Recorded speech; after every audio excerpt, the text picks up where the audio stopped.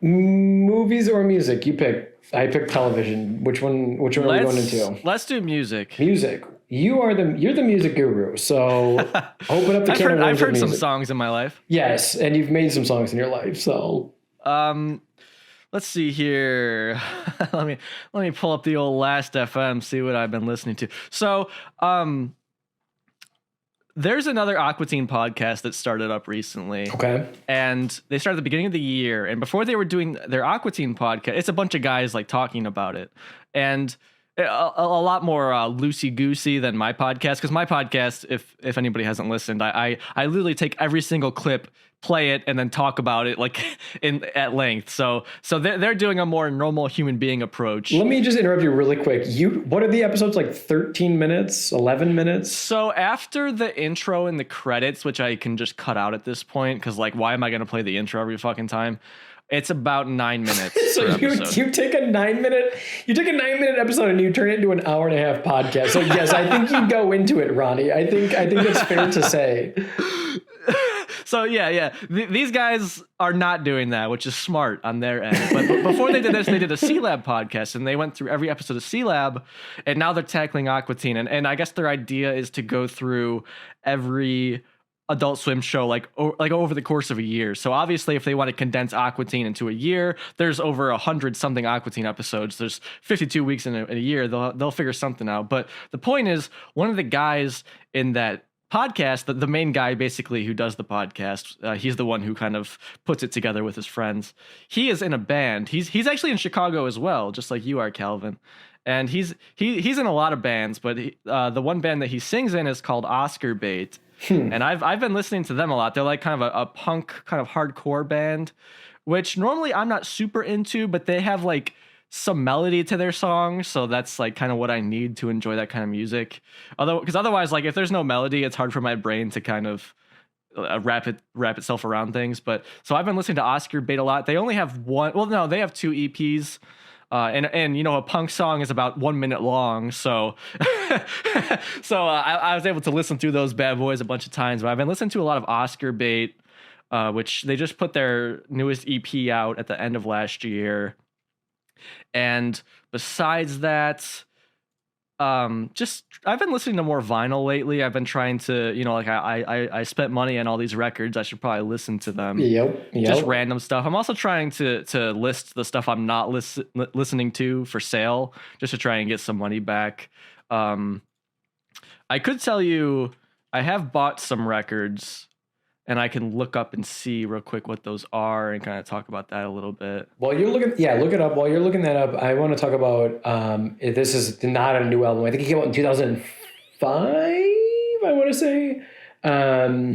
So I have recently been going through, I think I'm the only person left that still buys music on iTunes. Oh, you're the guy? Yeah, I'm the guy? Yeah, I'm the one person that's keeping that whole division intact. Yeah, I buy music, and I have a huge iTunes library. Actually, looking at it right now, I just pulled it up. I have 31.5 days of music in my iTunes, and that's awesome. As I talked about earlier, I have 245 video games that I'm trying to play through. Like, I just have this like weird, I bounce around. I think I'm like a variety type person. Like, I'm not like strictly, rap or rock or whatever. Yeah. I really do like to bounce around. And so anyway, long story short, I've been going through and organizing my music library, and the album became corrupted because it was from 2005. So I recently repurchased it on iTunes, which is, did you ever listen to Speak for Yourself by Imogen Heap?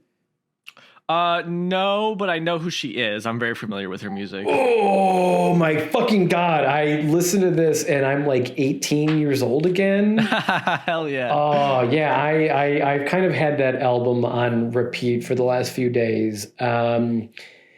Yeah, if anyone's not familiar with Imogen Heap, she got really popular. Her song, oh my God, I gotta make sure I'm getting this. Hide and Seek. It was in the OC. Did you ever watch the OC? No, but that show actually did a lot. Like they blew Death Cab up as well. Like they're the reason that like a lot of these indie people got bigger. And Block Party. Yeah, yeah, yeah. And then like that was like still the era of like music like I was in where because I knew about Death Cab for Cutie and Block Party and Imogen Heat before the OC. So like, all right, Mr. Braggy yeah, I know. Yeah, Yeah, man, I knew these No, bands before the yeah, OC. yeah, Fuck you, yeah, people who don't even know what show we're talking about. there was a name for us. It was called a douchebag. Yeah, it's totally fine. And but yeah, I so almost spit my beer out when you said that. please don't, and don't ruin your beautiful audio equipment over Imogen Heat joke. Yeah, but anyway, so she had the song "Hide and Seek," which was on the OC. Season 3, spoiler alerts, when Marissa dies. I don't care. I'm ruining this. I'm ruining this. I don't even care. You've had like I had to get more music recommendations from that show, you asshole. you've had like 20 years to watch the show. Fucking catch up, all right. Adrian Brody, goddamn, and handsome man. Anyway, great album. I need to listen to that because I see Hide and Seek is on that album. That song gives me fucking goosebumps, like straight up. That's an incredible. Like that song is big for good reason. Like that is such an insanely good song. And for me, it was. So when I was 18, I packed up and I moved to Vancouver, BC, Canada. And so there's the song "The Moment I Said It," and I remember it rains a lot on the West Coast, and I remember once being caught in the rain, feeling overwhelmed at this turning point in my life of like, there's that point where you end high school and you go into something else. Mm-hmm. And for me, it was like I was in a different country. I was in a brand new school with a whole bunch of people I didn't know. And I remember kind of feeling like, you know, the end of an era was over for me. Yeah. Anyway, the last song on the album is called "The Moment I Said It."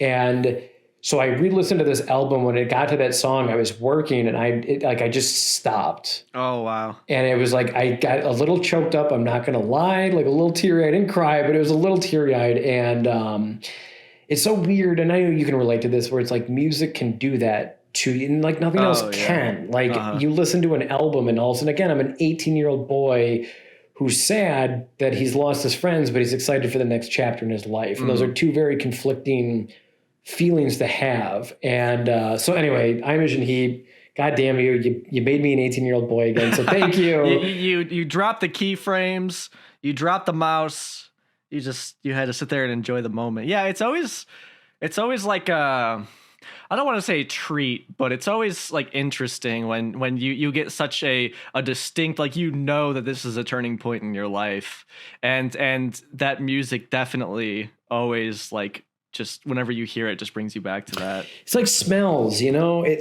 just brings you back to something, and sometimes you can't explain it, and sometimes you're not prepared for it, and it's weird. So yeah, it's interesting because, you know, I definitely had that with smells, with music. I don't really know that happens, at least for me, with visual media, because like I could see a painting I saw only back in high school, and usually it's like, oh, that doesn't look as good as I remembered. But you hear a song or you smell something that like jogs your memory in that way, and it's like it's like exactly the same in a way, or even better sometimes. Yeah, it's crazy. It's weird. So what else have you been listening to, my friend?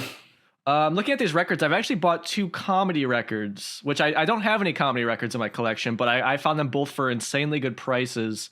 My favorite comedian is Todd Barry, who he plays Romulus on Aqua Teen Hunger Force, the douchebaggy guy. He's my favorite comedian. He has it was a 7-inch that came with a comedy magazine back in 2004 with some of his jokes on it. So I got that. I'm very excited because I've wanted that for literally years, but people were always selling it for $20. So I'm like, I'm not going to spend $20 on a 7-inch with like 3 minutes of comedy on it. Like, that's just not worth it. But I got it for $5, so I'm excited for that.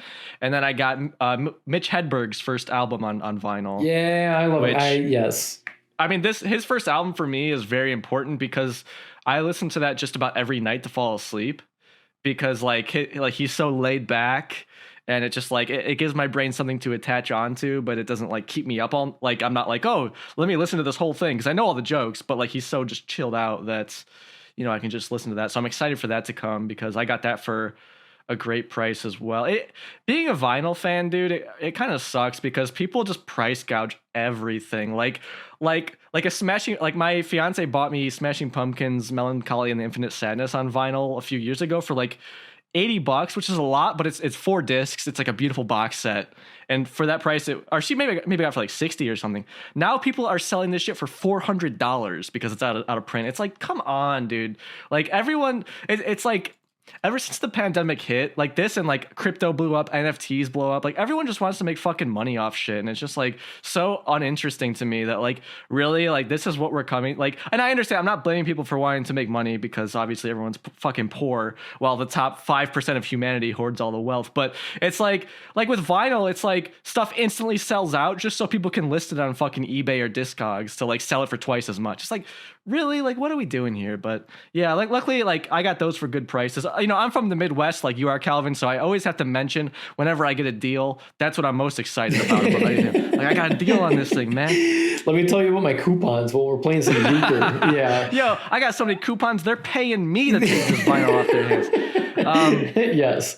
Otherwise, I've just been like, so there's a band I really like. It's more so a musician with a band around him called Y.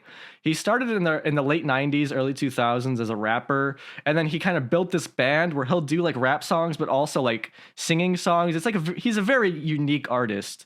And I've always really just liked him because as a guy, he seems so down to earth, and like if you like tag him on something on Instagram, he'll go and like it and like even comment or whatever. He's like tweeted back to me or whatever. Like he's like an artist who like likes to interact with his fans.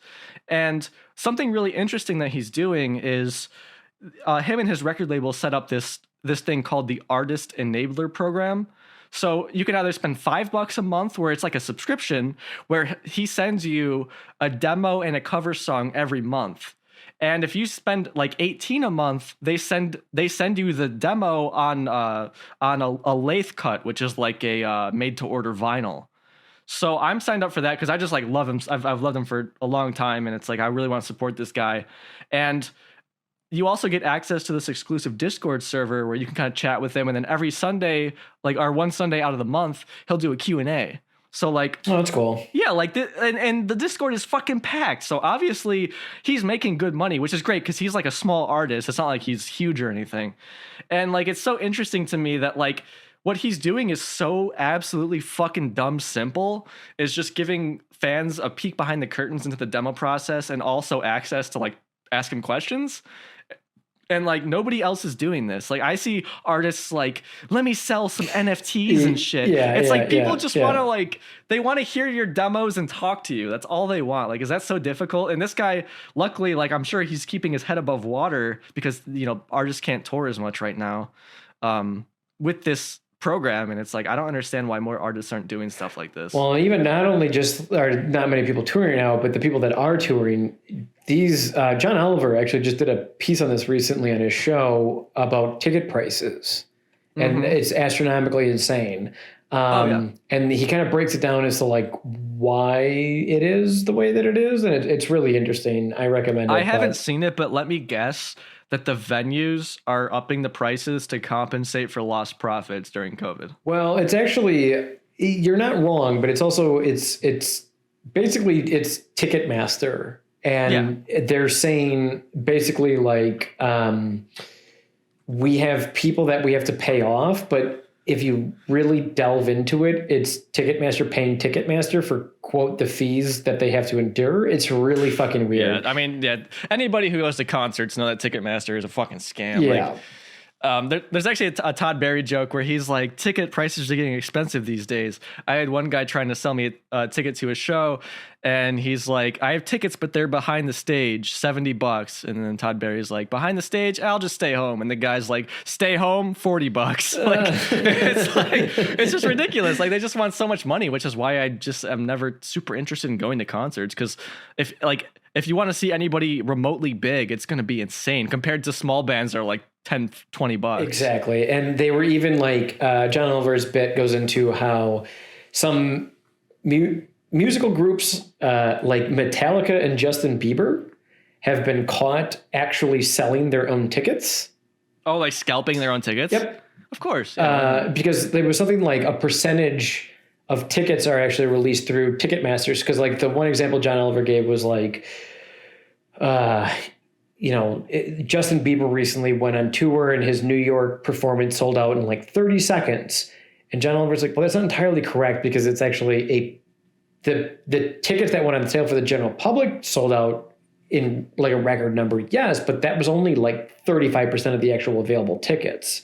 Yeah, it's a whole crazy fucking thing. The music industry isn't fucking insane. So I believe it. And I'm sure the same thing is going on with vinyl too. When you hear about these pressings that sell out instantly, it's like they are not going to leave money on the table. You know that these labels or people associated with the artist are just fucking selling this shit on eBay and Discogs for twice the price. There's no way they're not making that money. oh yeah, no, 100%. And but speaking of actually the records though, the only recent one that I got that was really good, Uncle, UNKLE, out of England. Oh, it sounds familiar, but I don't know the music. They're like one of my favorite bands. I love them, and they came out with an album last year called Ronin.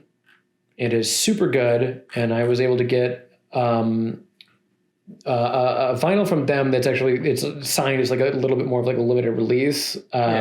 Totally worth it. But oh, for sure. Yeah, Uncle's like they're in like my top 5 favorite bands. 10 out of 10. Ronin is a really, really, really good album. If anyone's ever wanted to get into Uncle, I would recommend checking out Science Fiction.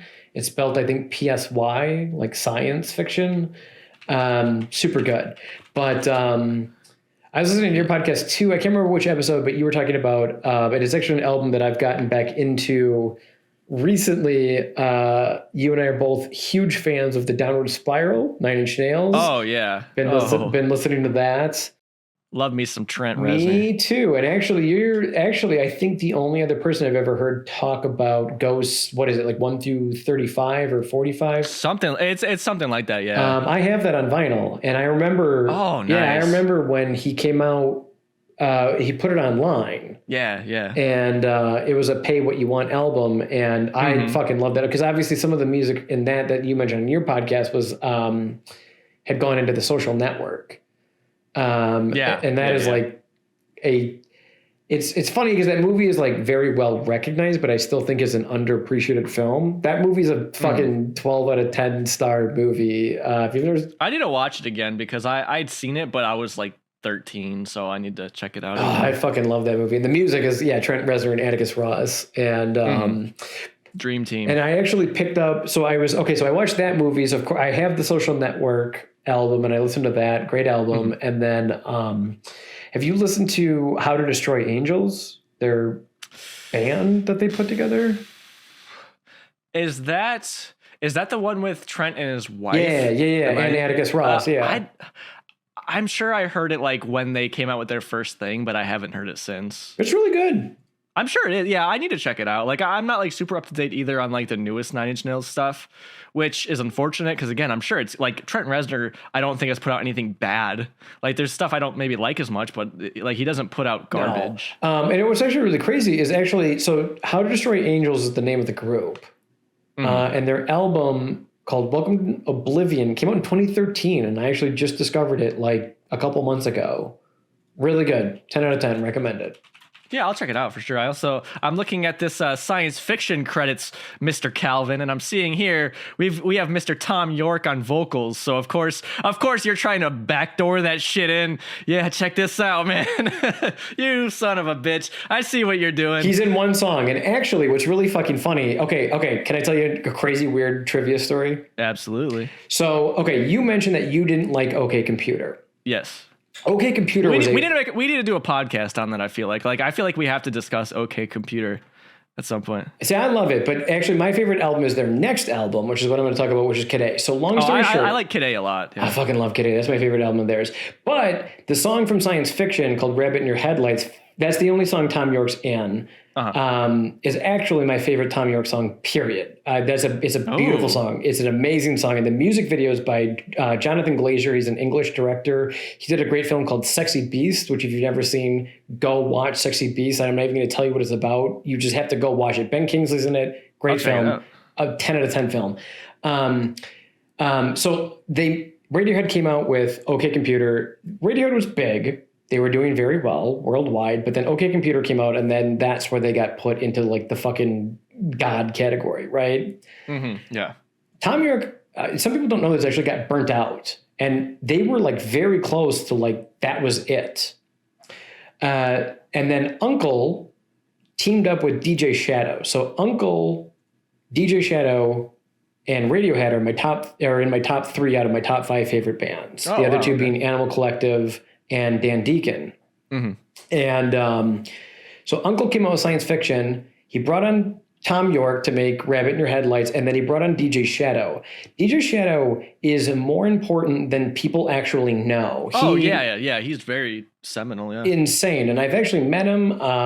Shit. Whoa, Calvin here. Yeah. Hold on, buddy. You name dropping now. Can we rabbit hole for one more rabbit? Absolutely. I got to hear this. Okay. Okay, I'll just be 100% honest. One night I was high as a kite. Yes. And I went to DJ Shadow's concert. I was stoned out of my mind. And it was a super small show. It was in Madison, Wisconsin. Like, including me, there was like maybe 60 people there. Okay. Super small. And the show got done, and he literally just walked to the edge of the stage and he sat down and he just hung out. We hung out with DJ Shadow that's so sick. For hours. And I think I still have him somewhere. I used to draw on $1 bills. It was like an art form that I did. Like, I'd like make Abraham Lincoln on a $1 bill, or like a vampire. I used to like draw on $1 bills, and I think I still have it somewhere. I'll have to look it up. If I find it, I'll share it in some capacity. So anyway, I'm high as a kite, and I went up to DJ Shadow, and I wanted him to sign my $1 bill to add it to my collection. And I handed him the $1, and he was like, "Nah, dude, I don't take tips." And I was like, "Nah, dude." Sign it. And he was like, "Oh, okay." And then he signed it. Yeah, and I hung out with him for like, that's awesome. It was like 2 hours or something like that. He was a really nice guy. He was super chill, super fucking laid back, super cool. And it was even crazier going back to my other story. So Science Fiction, Tom York's on. Tom York was kind of like iffy about Radiohead. They were kind of on the fence. And it was actually DJ Shadow that inspired Tom York to get into electronic, which then inspired Kid A. Like, how fucking crazy is that? So, like, I met the man who inspired Tom York. Who saved Radiohead. And I handed him a $1 bill, and he was like, "I don't take tips." And I was like, "No, dude, sign it." Like, no, just sign it, man. Just fucking sign it. And I think I still have it somewhere. I'll have to dig it up. Awesome. But, anyway, Science Fiction is a great album, but I'll check. I need to hit you up for like a DJ Shadow rec, because like I know a decent amount of his music, and I know like who he is and everything. I just don't know like off the top of my. I couldn't name a song. Introducing by him. That's the name of the album, is Introducing, and there's technically 3 variants of the album, but just find the first one. Okay. Yeah. Oh my God, 3 variants of the album. Yeah, there's 3 remixes of the album in total, and they're all very good, but just it's called Introducing. I found it on Wikipedia. I'll just have to, when I look at it, hopefully on like Tidal or whatever, it's the but what else have you been listening to, my friend? Let's see. I'm really excited. So going to metal music here, there's a band called Conjurer who I really love. They're from the UK, and they only have 1 album out, and their album is probably like my second most favorite album from 2018. It's called Meyer. And like, I don't listen to a ton of new metal music anymore, or metal music in general these days, but like they're like the heavy, like, you know, screaming, growly vocals, but like they just combine so many metal genres into one like album that like I really, really liked what they were doing. And so they finally are announcing a new album. So they put out a new single called, I believe, It Dwells.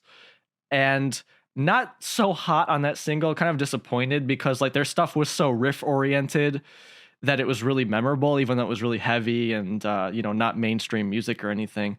But their new single, not really in that vein, kind of forgettable, I hate to say.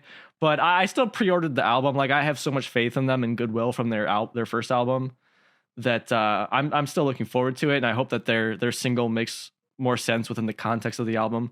But I'm excited for that, because I don't listen to a ton of metal music anymore, but I have a soft spot for them because they're just so good. And then also a band I like called Dance Gavin Dance. They just put out a new single, and I'm excited for that album too. Again, the single, like, it was good, but it wasn't like, oh shit, I can't wait for this new album. It wasn't like incredible, but I'm excited for both still. Like they're both great bands, and I'm sure that the albums will be pretty good. That's cool. Okay. Yeah, I got this. I got this recorded, so I will definitely look into this. So. Oh, I don't think you'll like it, but Yeah, metal. I don't know. It's weird. I don't know. I don't know what the definition of metal is. Well, my favorite album is Saint Anger by Metallica. So if you like that album, then you'll like these bands. Trust me. If you like hearing a fucking garbage can get hit by a drumstick, it's not a bad. It's not like it sucks, but it's not a bad song. Like I have to say, like in a dumb way, like it's like decent. Like it's almost like laughably like good in a way. I don't know anything about Metallica. I seriously 100%. I couldn't name one song other than Saint Anger. And so I was in high school when that album came out, and I liked that song. And I was like, oh, if Metallica's like this, and a lot of people like them, obviously it's going to be a good album. I bought that fucking album. Oh shit.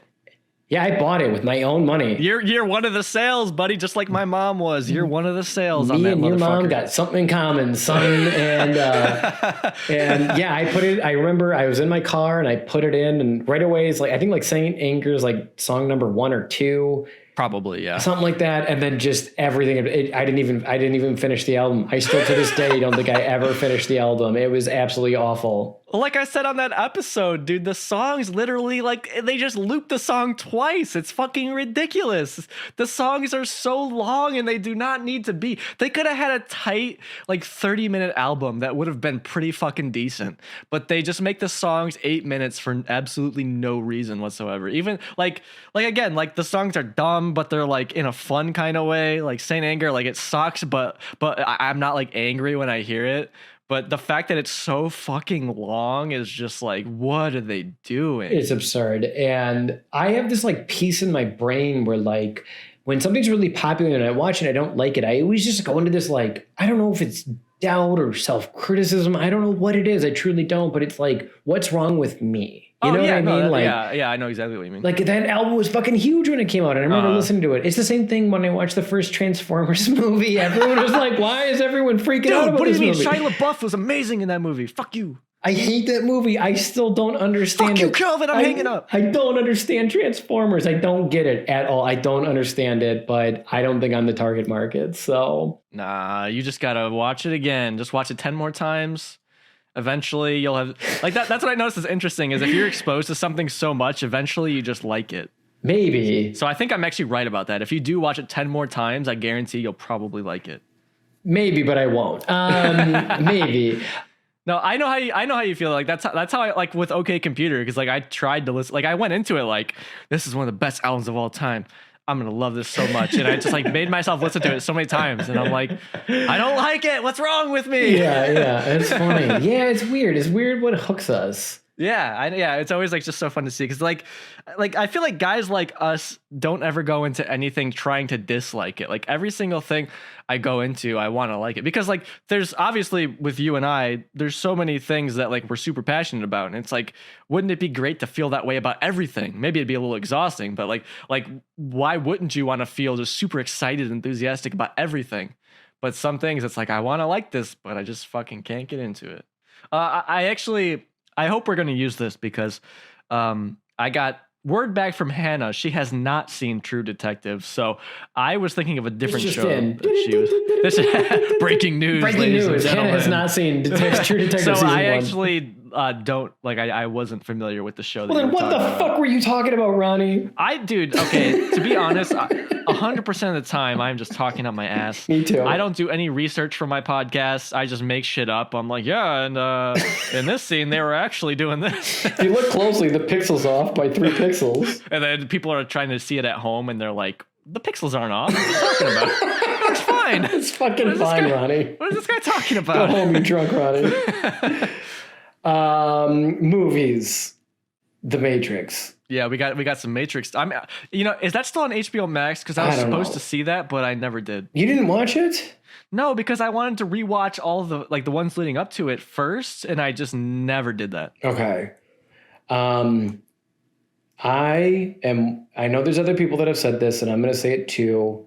I mean this in absolute sincerity. Who you are talking to today, the person right now, right here, I swear to God, was like shaped, molded, and created because of the first Matrix movie. Oh shit! Yeah, it's a film that like I can't put into words because it's like it's a I mean, you've seen it. It's a movie about like being the outsider and thinking for yourself is creative and the correct thing to do. And that, you don't need anything in this world to define who you are other than like love and the love for yourself.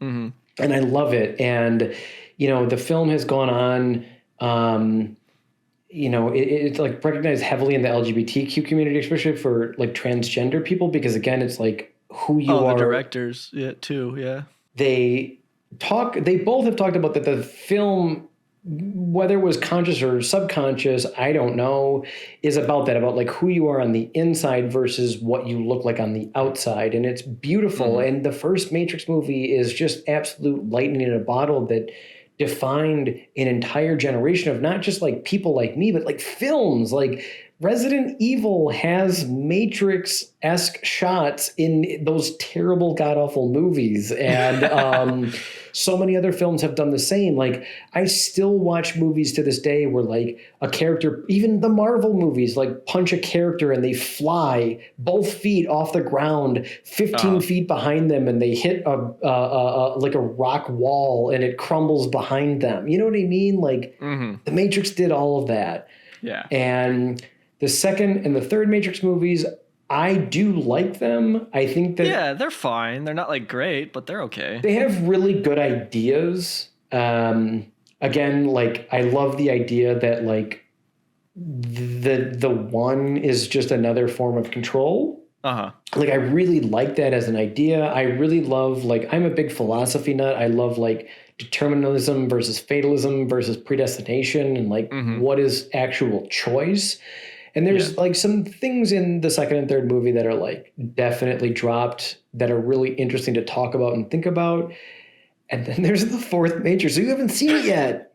I've heard people talk about it, so I am familiar with a lot of the points that people don't like about it. I didn't like it. Yeah, that seems to be kind of the consensus. And it's kind of sad. I don't know. Yeah, that is sad because it's like, almost 2 decades later, they're bringing this shit back. And it's like, for what? Why? Well, I won't spoil it. I promise I won't. But the film gets very meta. Yeah, that's what I heard. And there's a part in the movie where they're talking about how so Thomas Anderson has come back to life. I won't spoil why. And he actually has made the Matrix movies, all 3 of them, into a video game in the Matrix that he's now currently living in. Oh, I didn't know that. That's fucking stupid, dude. What the fuck? It's weird. Come on. Yeah, it's really weird. And there's this part of me that actually really liked it, but they didn't do enough with it. They didn't dive deep enough. It's just this like, it's like scattered on the surface and they didn't actually dive into it. But there's a line where I don't even want to say it. I don't even want to say it. A guy. I'm just going to say a guy. I don't even want to talk about who this guy is. He's like Thomas Anderson's boss. I don't even want to talk about it, so don't even ask. And he's like, we got to make a 4th game. Game, quote unquote, being the 4th movie, which we are watching the 4th movie. And he was like, and I swear to God, I'm not making this up, hand of the Bible. He says, our parent company, Warner Brothers, is forcing her hand. Oh, Lord. So obviously it's Lana Wachowski talking about how she was forced to make this movie. But here's the thing is like, I could not imagine what it's like to make The Matrix and then to have that happen to you where they're like, we're going to go ahead with or without you. Right. Like that's got to suck. Like imagine. That is awful. Imagine if I took Dancing is Forbidden from you away today and I said, with or without you, I'm going to do something, but you're not going to agree with it. That would suck because you started it, you made it, it's your baby, Yeah. And so I get that, but like, here's my question. If somebody's going to take it away from you and turn it into shit, why do you have to step in and turn it to shit? Why? Like if it was me, I'd be like, yeah, let that fall onto somebody else. I'm done so that I'm not the one that brought it into this realm of terribleness. That's what I don't understand. But obviously, Yeah, like that's the kind of thing. It's like I wasn't there, so I don't really know what Lana was working with. Because I could see both sides. I definitely see your side, but I also see her side of being like, well, fuck, maybe I can salvage this a little bit or make it like okay. It's weird. I don't know. I genuinely don't know what I would do in that situation. Exactly. It's weird. And I don't either. And that is the answer, is that we don't know. We don't know what Lana was going through. And I 100% agree with that. It's just sad. I don't know. It was kind of a bummer for me because, again, this is a movie that literally told a like 12-year-old me it's okay to be weird. Uh-huh. And the film still embraces difference. It just feels deflated. It just feels like it's like a corporation telling me that it's okay to be different. And that's not what I need, you know, in my life. Yeah. So I would recommend watching it. Yeah, I definitely want to see it. Like I said, I just wanted to see all the movies again because it's been some time since I've seen the second and the third. Okay.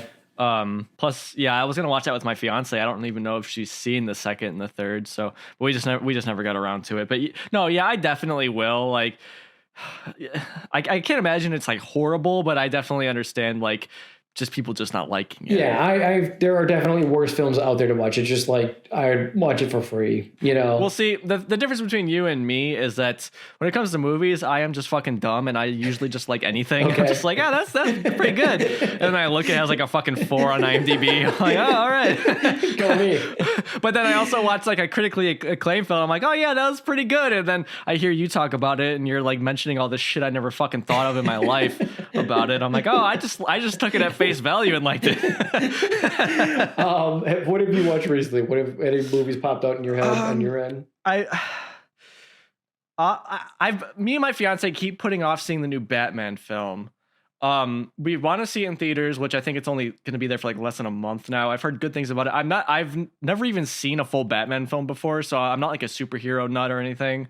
But my fiance introduced me to the Twilight films like a year ago, and I ended up really liking those. Like they're not good movies, but like they're, you know, it's like fun to watch. Yeah. They're not horrible, but it's like kind of unique and a good time.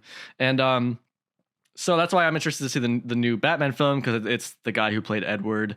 But yeah, I haven't seen that, unfortunately. We actually went to the theater because her mom was in town. I was telling you off mic. Hannah's mom was in town. So we're like, oh yeah, let's go see the new Batman. So we go. This was like a week ago. So the movie has been out for over a month. I assume everyone has fucking seen it and wants to see it. Nope, we get there. Oh, sorry, the show is sold out. It's the last one of the night. Okay, well, it wasn't sold out. All the seats available were either disconnected from each other, which obviously we want to sit together, or we had to sit all in the front row, which obviously I'm not doing that. Fuck that, yeah. So we just drove back home after that. But so yeah, I want to see that, but I'm trying to think of what I've seen. I don't really think I've seen anything worth talking about, because I know my fiance and I watched one like really dumb Netflix movie, like some lady. I miss our shitty film club, because at least that was like a time I would sit down and watch something, as opposed, like, normally I don't watch movies a whole lot on my own. If anyone is listening, and Ronnie and I we're fans of shitty film. We love bad movies. We love The Room. We love Troll 2. We love many other bad films. Yeah, I need to bring it back. We watched the Jeremy Irons Dungeon and Dragon. That was a fun one. That was fun. We watched the Incredible Bulk. That was great. Yeah. But then we watched the director's other movie. And of course, that was the one that Hannah showed up to. And that one fucking sucked. That movie was just bad. It was like bad. Yeah, it was like not enjoyable bad. It was like just watch the trailer and you'll see every funny moment of that fucking movie bad. And I just remember the two women in the beginning actually got nude on camera, and I just was like, dude, not for right this away. Movie. Like, not for this. Please, no, God, yeah, no, right please. away, like I knew, I'm like, this probably isn't going to be good. And it wasn't. It was just people walking around in the fucking woods. Yeah. Basically the whole time. That was the movie was Aliens versus Avatars. It was supposed to be like the Aliens franchise versus the Avatar, but like the characters obviously didn't really look like the franchises. It felt forced. Like, The Incredible Bulk is funny because you can tell they tried and failed along the way, and I think you and I are fans of that. Yeah. Like, somebody put 110% into the movie, and for whatever reason, for some unexplainable reason, it turned into this like alien, bizarre, weird film that is unexplainable by the concepts of any mind on this planet. And like those are my favorite. Where like nobody could sit down and write what it turned out to be. Like it's just a child of circumstance completely. And like we were saying, like again, like the decision making of like, you know, again, say Lana Wachowski, and like the decision making that goes into the whole filmmaking process as a whole. It's just like you just watch it and you're like, I want to know what happened here. Like another great example is the most recent. Well, there's only two, so it's the second Independence Day movie. Have you There's seen a it? second one? Yeah. I've seen the first one. I remember it was like decent, but I was also a kid. Yeah. But I didn't know there was a second one. For a 90s movie, the first one is fine. Roland Emmerich, it's a stupid Roland Emmerich movie, but the second one is truly god awful. So I think I'm the last person. So I'm the last person that buys music on iTunes, and I'm also the last person that has Netflix DVD. And you're complaining to me about boomers before we start recording. It turns out you're one of them. Yeah, the Blu-ray isn't working.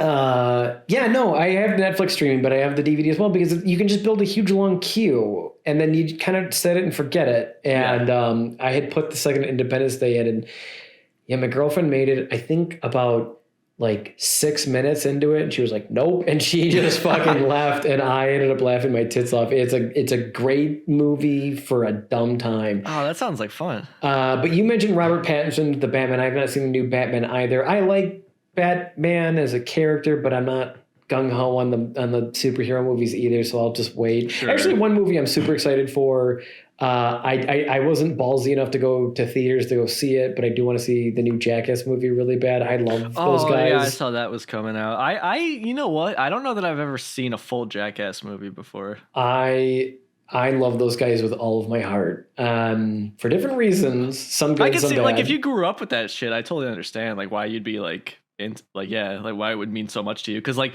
they've been releasing movies for a long time, and I caught some of their shows on TV back in the day. Like I used to watch Wild Boys with Steve-O, and I forgot what the other guy's name, Chris Pontius. Yeah. I like that a lot. You know, I watched the Bam Margera's show. Viva La Bam. Yeah. So like I would be interested definitely to watch those movies. I want to see the new one, but I'm gonna just wait for it to come to digital. But oh my God, what's Toilet Boy's name? Edward Pattinson. He's an amazing actor. Edward. Robert Pattinson. Robert Pattinson. Edwin. Jesus. Robert Pattinson. Yeah, it's funny.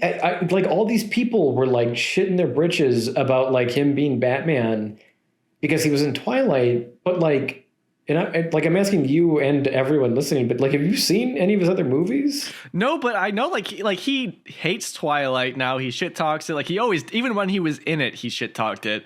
And like he's like a real deal actor. Like he was in some serious fucking movies. It's not like he just did like little teen shit for the rest of his life. He was just trying to pay the bills with that shit. Yeah, and like good for him. He made a lot of money, and then he moved on, and he's made amazing movies. Two of them being the first is The Lighthouse with William Dafoe. I want to see that. That looks really good. Oh, it's fucking amazing. I'm not gonna say one word. It's an amazing movie. Definitely go see it. And another great movie he is in is an A24 film. I unfortunately can't remember the director off the top of my head. I'm not gonna look it up because we gotta keep moving. It's called Good Time.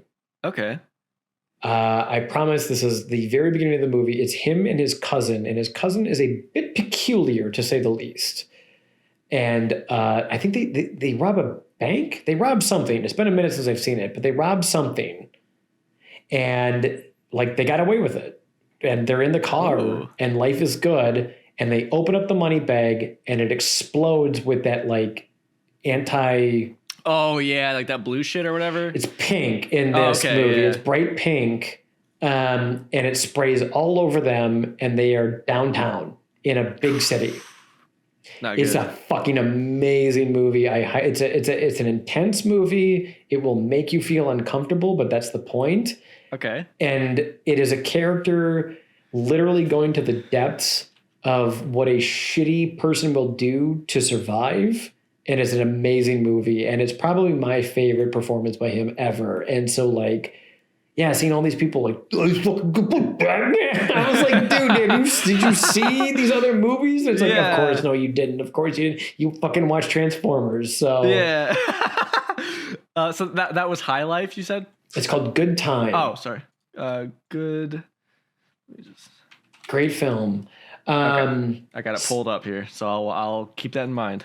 Speaking of bad films, this is a bad film that's a bad film, but because it's such a bad film, because again, there's like good bad film and then there's bad film, right? Right, yeah. Bad film that's so bad it was fun to watch. I don't know if you saw it, was the fuck was it called? The Sopranos movie. Oh, I think you told me about that. It was the worst movie I've seen. The Many Saints of Newark. That's it. Yes, dude. Did you ever watch The Sopranos? I watched like the first 2 episodes and then not anything beyond that. I love The Sopranos. I love the ending. A lot of people didn't like it. It's amazing, and I will talk to anybody. I will actually like sit down with anybody and like talk about the ending and be like, no, really, trust me, it's good. I will fist fight anybody No, over this ending. I come at it from a peaceful approach because it's like you have to think about it and you kind of have to understand the situation a little bit. Right. And it's an amazing ending. But yeah, they made The Many Saints of Newark, and it is a 0 out of 10 film. But you said it was enjoyable though, right? It was enjoyable to watch with my girlfriend. Right, because it was like bad. Yeah. I remember. So wait, hold on. So she watched it with you? Because I know that she is not into bad movies. She's not. I think it was just it's so fucking terrible of a car wreck that she couldn't look away. I'm gonna an actual quote is we paused the movie to like go to the bathroom and like get some water and stuff, and we came back, and because we'd paused it, the little play meter on the bottom was up. And I said to my girlfriend, we are 55 minutes into this movie and a conflict has still not arisen. And like it's that kind of a movie where you're watching it and you're like, what the fuck is the point of any of this? I am 99% certain it's just like some fanboy wrote it. But like if you watch The Sopranos, the show is actually about how like these people are kind of douchebags. They're kind of like, they're people you don't like. And if they're people that were in your home, you probably wouldn't want them there. Mm-hmm. And that's what the show is about. But the movie tries to like glorify them. Oh, okay. So I just wish I could like sit down with a writer and be like, what was your intention with this? Because like it's the antithesis to what the show was actually about. Like the show is not glorifying the gangster, the Italian mafia lifestyle. It's doing the opposite. It's showing you that like these people are like psychotic fucking criminals and they deserve everything that's horrible to happen to them. But the movie's like, hey, bada boom, bada bing, we're cool, aren't we? And it's just like, oh my Making God. Making money. Hey, we're in the 50s. And we watched the movie Goodfellas. Didn't you see that movie? Oh my God. So this was like a prequel or something, right? Yeah. Okay. Like, because the only cool thing about the movie is that James Gandolfini, rest in peace, he died in real life. Tony Soprano. So his son, James Gandolfini's son, plays a young Tony Soprano. Oh, that's pretty cool. Yeah. That is the only cool and notable thing of the movie, and it's literally the only thing that carried it. So, one other quick film I wanted to talk about really quick that I saw. I think it came out in in 2020, maybe even 2019. Hold on, I gotta make sure I'm getting this name correct. Hold on. My names are not my oh my God, where is it? Yeah. It's on Netflix, it's on streaming, you can watch it. Sam Rockwell. It is called The Best of Enemies. Have you heard of it? No, I don't think so. Sam Rockwell. I unfortunately don't know the other actor. I don't know her name. Unfortunately, off the top of my head, I should. A wise podcaster. Taraji P. Henson. Okay. It's a black woman and Sam Rockwell in I think like Alabama. No, it's in it's either North or South Carolina. I think it's North Carolina in like the 60s. So this is like post Martin Luther King. This is all based on a true story. An all black school burns down. And the government by accident or no, truly by accident. Okay. The government doesn't, by law, they can't not do anything. Right. But the government understands that if they merge the schools of the white kids and the black kids, that there's just going to be like chaos and hell to pay. Mm-hmm. So they bring in an expert, I think from like Harvard, to effectively talk to the town to come up with a consensus for what is best. Like if government can't solve it, then the people should. So they put on these town meetings. And so they have this woman who obviously represents the black community. And then Sam Rockwell is a leader of the Ku Klux Klan. And he represents the white people. Oh, and Jesus Christ. It's a really good movie. I'm sure it is. It's yeah. really, and it's not one of those like feel bad. It's actually fairly funny in a lot of points. Oh, like it's really? not a comedy by any means, but Sure, yeah. it is a pretty lighthearted film, and I highly recommend it. Super good. It's probably like one of the best films I've watched in quite some time. So Yeah, for sure. I'll check. That sounds really interesting.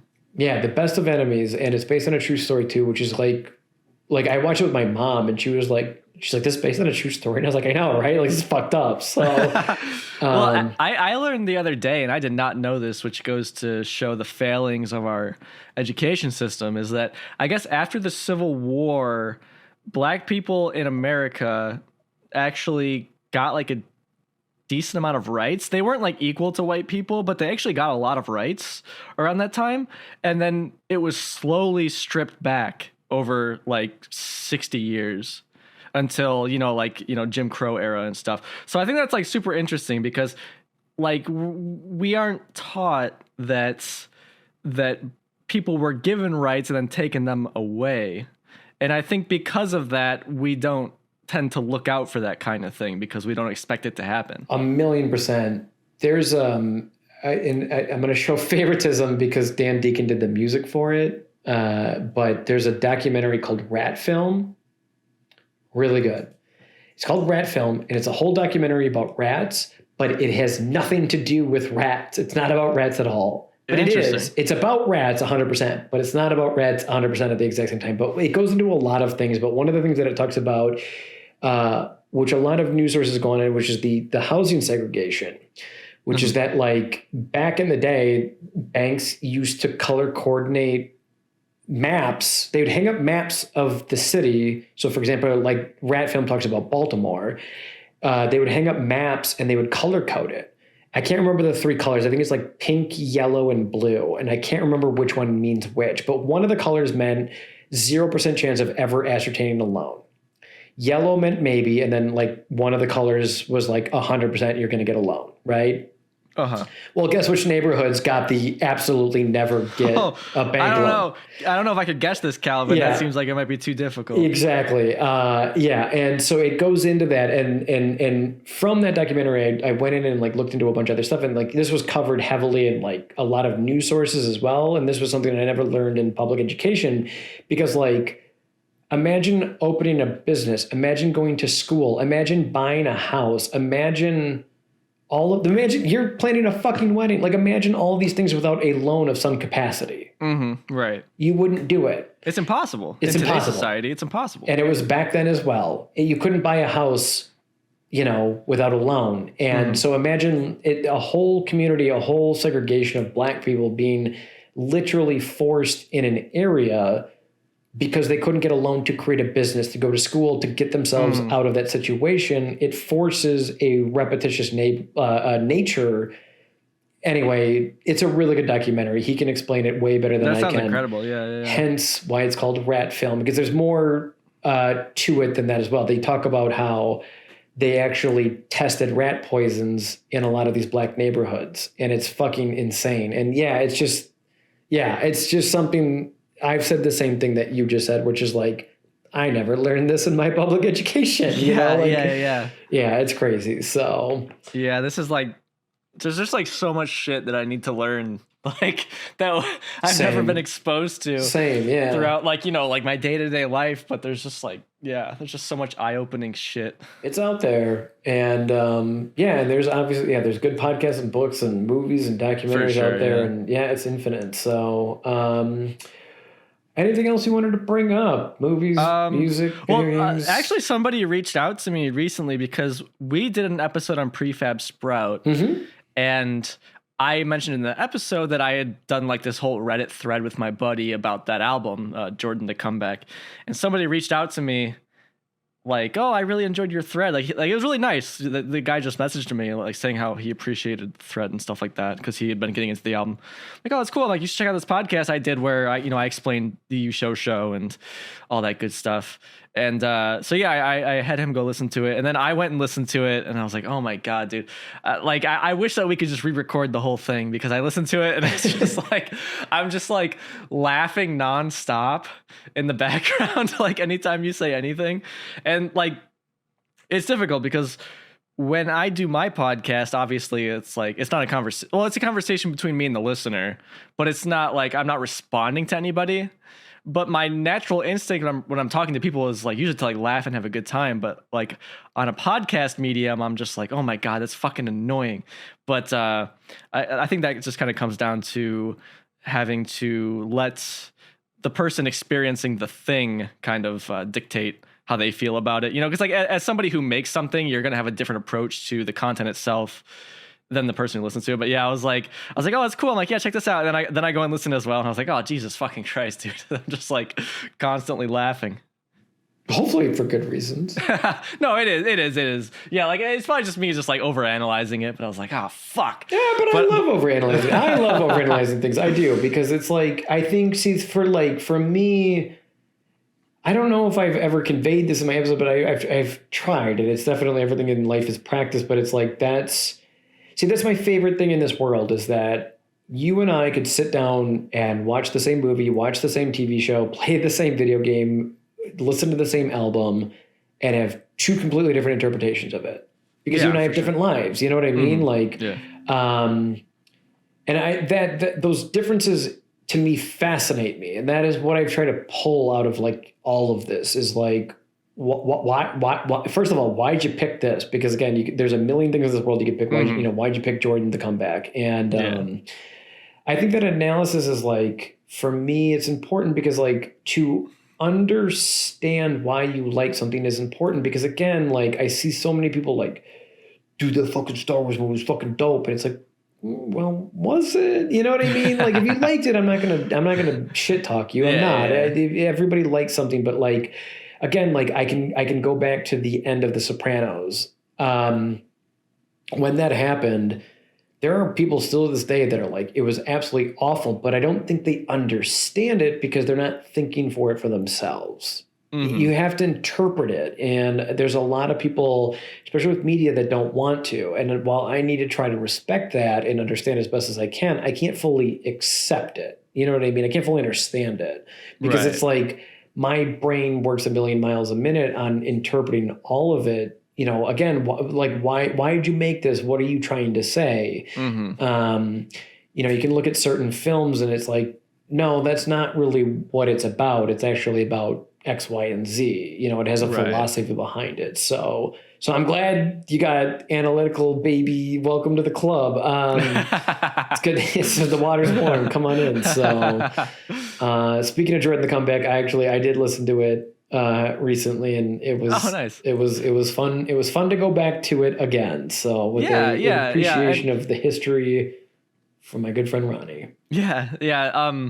I always think that's the most interesting like media, I guess, is because like with Jordan the Comeback, I'm like, oh yeah, I love it, but I understand, like, here's what's wrong with it, and I understand why somebody doesn't like it because of that.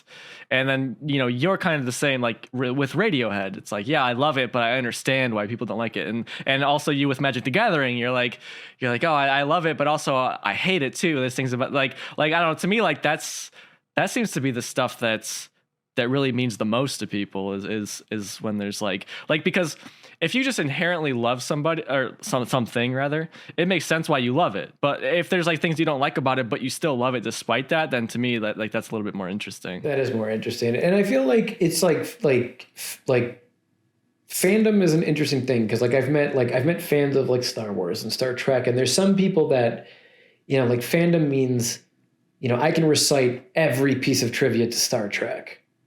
And, like I'm not a huge Trekkie, so like my only thing that I can compare it to is like Star Wars. And like, I can't tell you the name of like every race in the Right, universe, right. but I can tell you its themes. I can tell you, like the feelings and the emotions that it's going towards, and I like that more. I think that's more interesting. Is like, cool, the Kurlugians shot the 505 phaser stun fun, but like, why did they do it? That's more interesting. Sure. Like what's in between the lines. So And I guess that's like the cool thing about certain franchises and stuff is that some people do like just the face value stuff of what happened, and then but there's also the component that can reach out to people that's well, why is that, how can that relate to normal human beings and stuff like that. I love the Harry Potter books.